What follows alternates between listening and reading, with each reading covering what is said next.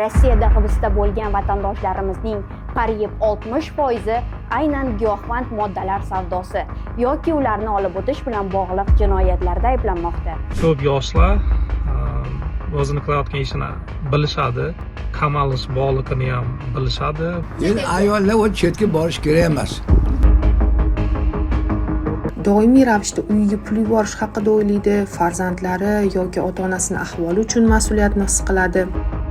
Yaxshilik olib kelmaydi ayollar ishlagan. Ularga yengil ish, tez pul kabi takliflar beriladi, lekin aslida bu ishlar og'ir, kam haq to'lanadigan yoki hatto noqonuniy ham bo'lishi mumkin. Bu raqamlar har birimizni hushyorlikka chaqirishi shart. Assalomu alaykum.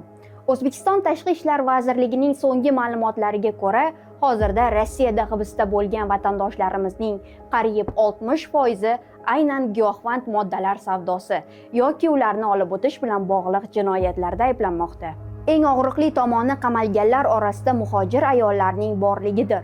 Turli hayotiy qiyinchiliklarni yengish, yuqori daromad, yaxshi sharoit ilinjida ayollarning musofirlik yo'lini tanlashi bir muammo bo'lsa, o'zga yurtda ayollarning aldanishi, firibgarlar tuzog'iga tushib jinoyat olamiga aralashib qolishi fojiamizdir. Bugungi ko'rsatuv davomida migratsiyadagi ayollarning narkokuryerlik kabi xavfli yo'llarga kirib qolish sabablari, bunga olib kelayotgan omillar va uning oqibatlari haqida so'z yuritamiz. Musofirlikda bo'lgan har bir inson ortida umid va xavotir bilan kutayotgan yaqinlari bo'ladi. Ular har kuni birgina yaxshiman degan xabarni intiqlik bilan kutadi. Tahririyatimizga kelib tushgan ushbu murojaat qizini turli sabablarga ko'ra Rossiyaga ishga jo'natgan onaning hikoyasi. Assalomu alaykum, Migrant.uz kanali. Farzandim Fayziya Umida 2022-yilda Rossiyaga ishlash maqsadida bir xonali uy olaman, onasini davolataman deb ketgan edi. 2023-yil 18-fevral kuni birdan yo'qolib qoldi qizim. Keyin men uni 2 oylarcha surishtirdim, topa olmadim umuman, xabar bo'lmadi. Bu yerda yosh bolasi bor, qizimning oilasi yo'q. Keyin men nima qilishni bilmay, yuqori tashkilotlarga, tashqi ishlar vazirlariga xat yozdim. Shundan keyin men 1 oylarda javobi keldi. U xatim Rossiyaga boribdi. Qizim hibsxonada vaqtinchalik saqlanayotgan to'g'risida ma'lumot keldi menga. Yangi ishga o'tdim, dastavkada ishlayman degandi. O'shani eshitgandim. Tashqi ishlar vazirligiga, migratsiya agentligiga, viloyat prokuraturasiga, ichki ishlarga hamma joyga xabar berdim. Javoblari O'zbekiston bilan Rossiyaning shartnomasi yo'q degan xabar keldi. Iltimos qizimni O'zbekistonga o'tkazib beringlar dedim. Bolasi bor, uning qiynalyapti. Bu yoqda onasi u yoqda juda ham qiynalyapti. Iltimos yordam beringlar bizga deb bormagan eshigim, bormagan joyim qolmadi. Hamma joyda bir xil javob oldim. O'zbekiston bilan Rossiyaning shartnomasi yo'q degan javob oldim. Ilojimiz bo'lmadi, taqdirga tan berib o'tirdik. Ayta olmayotgan dardim bor, qanday aytaman? Onasi u yoqda qamalib qolgan deb aytishga uyalaman. Axir ayol kishi-ku, hech kimga buni ayta olmayman, hatto qarindosh urug'im ham aytmaganman. Aytishga uyalaman. Ilojsizlikdan ketuvdi. Nega aynan musofirlikda yurgan, uyi va yaqinlaridan uzoqdagi ayollar firibgarlar uchun oson nishonga aylanadi? Qanday qilib yaltiroq va'dalar va mo'may daromad ilinji insonning xavfni sezish tuyg'usini so'ndiradi? Firibgarlarning psixologik tuzog'i qanday ishlaydi? Shu kabi savollar bilan biz psixologga yuzlanamiz. Nega ayollar muhojirlik yo'lini tanlaydi? Ayollarning musofirlik yo'lini tanlashi odatda bir nechta omillarning birlashuvi natijasida yuzaga keladi.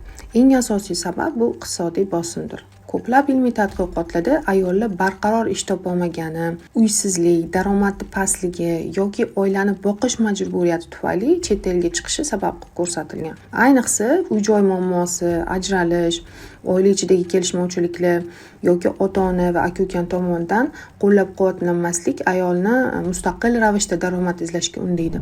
Musofirlik yo'lini tanlagan ayol qanday psixologik holatda bo'lishi kerak?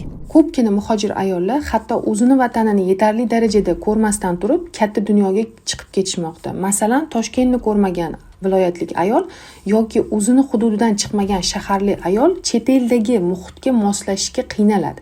Borib o'rganib olaman degan noto'g'ri yondashuv bilan tayyorgarliksiz ketish keyinchalik ham jismoniy, ham psixologik charchash holatiga olib keladi. Ularni o'z haqqini talab qila olmasligiga, qonun qoidalarini bilmasligiga sabab bo'ladi. Ko'p statistik manbalarda keltirilgandek, ko'p ayollar norasmiy sektorda ishlagani uchun huquqiy himoyasiz qolmoqda. Muhojir ayol qanday manipulyatsiya qilinadi? Muhojir ayol begona yurtda til baryeri, gigiyenik muammolar, sog'liq bilan bog'liq muammolar, qolish yeri bilan bog'liq muammolar, sug'urta yo'qligi kabi qiyinchiliklarga duch keladi. Buni ustiga uydan turib doimiy ravishda pul yuboradigan talablar va qari ota-ona yoki farzandlar oldidagi mas'uliyat ayolni resurssiz holatga tushirib qo'yadi. Bunday vaziyatda ayol har qanday yolg'on va'dalarga ishonib, firibgarlik tuzog'iga tushib qolishi osonlashadi. Eng keng tarqalgan usul bu soxta ish va'dalari orqali jalb qilish hisoblanadi. Ularga yengil ish, tez pul kabi takliflar beriladi, lekin aslida bu ishlar og'ir, kam haq to'lanadigan yoki hatto noqonuniy ham bo'lishi mumkin. Ba'zi hollarda ularning pasportlari olib qo'yiladi, qarzga bog'lab qo'yiladi yoki psixologik bosim o'tkaziladi. Muhojir ayol aldanmaslik uchun nimalarga e'tibor berishi kerak? Muhojirlikda aldanmaslik uchun eng muhim choralar bular oldindan tayyorgarlik va tekshiruv hisoblanadi. Ayollar ketishdan oldin ishga joylashish kanallarini to'g'ri tanlashi, oldin rasmiy ish shartnomasiga ega bo'lishi, agentlikning ishonchliligini tekshirishi, ish sharoitlari, vazifalarini aniqlab belgilab olishi kerak. Kelaver, ish topamiz deb chaqirib oladigan vositachi agentliklardan ehtiyot bo'lish kerak. Chunki ko'pincha shunday kelib, keyin hujjatsiz qiyin ahvolda qolib ketgan holatlar juda ko'p. Dunyo statistikasiga ko'ra, rivojlanayotgan mamlakatlardagi eng katta muammo bu muhojir ayollarni norasmiy qochoq holda ishlashidir. Rasmiy ish ruxsatnomasi bo'lmagan ayol ijtimoiy himoyasiz qoladi, tibbiy xizmatlar u uchun juda qimmatga tushadi va u doimiy ravishda deportatsiya qilinish qo'rqinchida yashaydi. Vatandoshlik guruhini topish, so'rab surishtirish, tajribasi bor odamlardan o'rganish, ishonchliligini tekshirish muhim. Yana biri ishga kirishdan oldin bajariladigan vazifalarni aniq kelishib olish lozim. Masalan, faqat bemorga qarash uchun yollangan ayolga keyinchalik barcha uy ishlari, boshqa og'ir yumushlar yuklanishi mumkin. Eng muhim qoidalardan biri esa pasportni hech kimga bermaslik. Shuningdek, tilni minimal darajada bilish va huquqiy ma'lumotga ega bo'lish bu xavfni sezilarli darajada kamaytiradi. Noaniq va juda jozibali bo'lgan takliflardan esa bular juda ehtiyot bo'lish kerak, chunki bular juda shubhalidir. Imkon qadar ishni chet elga chiqishdan oldin topish va ish beruvchi bilan video muloqot orqali suhbatlashish tavsiya etiladi. Faqat bilimli va o'z qadriyatiga ega ayollargina musofirlikni qiyinchiliklarini yengib o'ta oladi va maqsadiga erishadi. Muhojir ayol uchun eng katta himoya bu to'g'ri axborot manbaiga ega bo'lish va qonuniy yo'llar bilan ishlashga harakat qilishdir. Biz ko'pincha ayollarning chetga ishlashga ketishini shunchaki moddiy ehtiyoj bilan bog'laymiz. Biroq har qanday ijtimoiy ko'chish ortida murakkab va turli-tuman sabablar yotadi. Shu o'rinda savol tug'iladi: odamlar ayollar migratsiyasiga qanday qaraydi? Oilaviy sharoit. Agar oilaviy sharoiti yaxshi, o'ziga to'q bo'lsa, ayol kishi hech qachon ketmaydi. Endi ayollar o'z chetga borish kerak emas. O'zi musulmonchilikda ham, boshqasida ham kim hali hozir er bilan bormasa, o'zi mumkin emas o'zi. Nima sabab? Iqtisod yetishmasligidir. Chetda ishlagani agar jufti bilan bo'lsa yaxshi, o'zi bo'lsa qanaqa ishga ketishiga bog'liq. O'zini sohasi bo'yicha o'qigan bo'lib ketsa, endi malakasini oshirish. Agar qiyinchilik orqasidan ketsa, menimcha yashash qiyin bo'ladi. Yo'q, qarshimizni yaxshilikga olib kelmaydi ayollar ishlagan. Chet elda, ya'ni o'zimizda bo'lsa ham bilinmaydi. Muhtojlik yoki o'z boshimchalik, ya'ni to'qlikka sho'g'lik qilib ham ketishligi mumkin bir payt. Men bunga qarshiman. Faqat yo'qchilik bo'lsa, ketishga majbur bo'lib qoladi ayollar. Shaxsan men uchun agar ayol xohlasa, chet davlatga ishlagani chiqishi mumkin. Chunki men fransuzman. Qiynalgan uchun ketyapti-da, ishlab vatan qilish uchun, uy qilish uchun, bola chaqam deyish uchun ketishyapti. Bunga oilaviy sharoiti sabab. Chetga ketishi bu noto'g'ri narsa deb o'ylayman. Oilasida o'tirish kerak, erkak kishi ishlash kerak. ro'zg'or sababli bo'lishi mumkin. O'g'li istirayapti, qizi istirayapti. Ko'ngli to'q bo'lsa, chiqib kelgani yaxshi. Ozgina chalg'iydi. Majburligidan bo'lsa kerak. Bu yerda pul topish oson emas, ish topish. Yoki boqishga odami bo'lmagani uchunmi, majburligidan ketsa kerak. Endi oilaviy shart-sharoit albatta. Sabab yo'qchilik.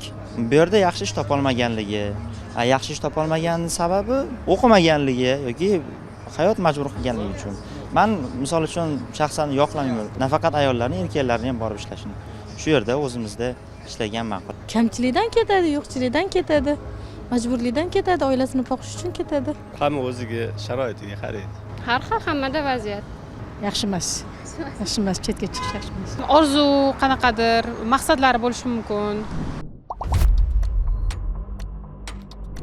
Rossiya qonunchiligi narkotik moddalar bilan bog'liq jinoyatlarga, ayniqsa ularni sotish va tarqatishga nisbatan dunyodagi eng qat'iy jazolarni qo'llaydigan tizimlardan biri hisoblanadi. Rossiya Federatsiyasi Jinoyat kodeksining 228-moddasi 1-qismi yetkazib berish, tashish bilan shug'ullanuvchilar, ya'ni kuryerlar uchun asosiy huquqiy sirtmoq hisoblanadi. Nega aynan migrantlar giyohvand moddalar bilan bog'liq jinoyatlarga ko'proq jalb qilinmoqda? Ko'p yoshlar o'zini qilayotgan ishini bilishadi, qamalish borligini ham bilishadi bu jinoyat bo'yicha. Lekin ko'plari bilishmaydi, juda ko'p yil ozodlikdan mahrum qilinishini, tez pul ishlab qochib ketib qolaman davlatimga deb o'ylashadi. O'zim ko'radigan jinoiy ishlar bo'yicha ham gaplashsam, asosiy qismi bilishadi nima qilayotganligini, lekin O'zbekistonga yo o'z qarindoshlariga boshqacha ma'lumot berishlari mumkin. Firibgarlar qanday aldov yo'llaridan foydalanadi? Ko'plar o'ylashadi, bu sohada faqat podstava emas, podstavadan tashqari, конечно, har xil holatlar bo'lishi mumkin. Administratorlari обычно topilmasdan qoladi, sababi ular kimligini даже bilishmaydi. Shu gaplashayotgan odamini, u ismini har xil qilib aytish mumkin, lekin shaxsan o'zi ko'rmagandan keyin faqat telefon orqali gaplashishadi. Jalb qiluvchi odamlarni ko'plari ham shu o'zbek yo rus tilida bo'lishi mumkin, lekin asosan o'zbek tilida ham gaplashib, bir ukazaniya berib, nima ish qilish kerak, qayerga borish kerak, qayerga yashirish kerak, qayerga nima ish qilish kerakligini ham baribir shu o'zbek tilini biladigan odamlar. Bu yerda ham katta pul ishlaysan deb aytishadi, tushuntirishadi, ko'plari rozi bo'lishadi shu narsaga. Asosiy maqsad, конечно, pul ishlash. Oxirini o'ylashmaydi baribir. Bular orasida qiz bolalar ham bor. Qiz bolalar ham baribir shu internetdan ish topishadi. Даже o'zini dugonasi yo tanishi bo'lgan odamlar bilan birgalikda ishlashadi. Rossiya qonunchiligida narkokuryerlik uchun qanday javobgarlik bor? O'zbekistonda ko'rsatilgan jinoyatlar bu butun dunyo davlatlarida ham bor. Giyohvandlik moddalarini sotish va aloqador odamlar baribir qamaladi. U degani Rossiyada ham bor, Rossiyada ham davlat organlari bu sohada aktiv ishlashadi. Jazo berilgandan keyin обычный strogiy rejimga ketishadi, koloniyaga. Bu yerda ahvol, конечно, yaxshi emas. Hammaga bir условия, rejimni buzmasa hech bir problema в принципе yo'q. Odam o'zini belgilangan shu muddatini o'tkazib ketadi. Tavsiya va maslahatlar. O'zbekiston konsul xodimlari baribir shu o'zini okrugidagi koloniyalarga borib, hol-ahvolni bilib, qonun qoidasini tushuntirib tursa, menimcha ular ham o'zlarini shu qamalgan migrantlar o'zlarini bir ozgina уверенный sezishadi, shu vatanimiz tomonidan biz tashlanib qo'yganimiz yo'q deb. Rossiyada UDO degan условно-досрочное освобождение va jinoyatni muddatini kamaytiradigan holatlar kam qo'llaniladi. Shuning uchun bilish kerak, agar taxminan 10 yil bergan bo'lsa, shu 10 yilcha o'tiriladi. u tezroq chiqib ketishni hech bir iloji yo'q. Hozircha tем более O'zbekiston bilan kelishuv hali kuchga kirmagan. Hozircha jinoyat sodir qilganlar Rossiyada faqat Rossiyani o'zida jinoyatni отбытие qiladi. Shu oxirigacha o'tiradida. Agar bir ahvol o'zgarib qolsa, может O'zbekistonga kelgan o'tkazilishi mumkin. Hech qanday narsa insonning erkinligi va oilasi tinchligiga arzimaydi. Hushyorlik bugungi kunning eng katta himoyasidir. O'zingiz va yaqinlaringizni asrang. Salomat bo'ling.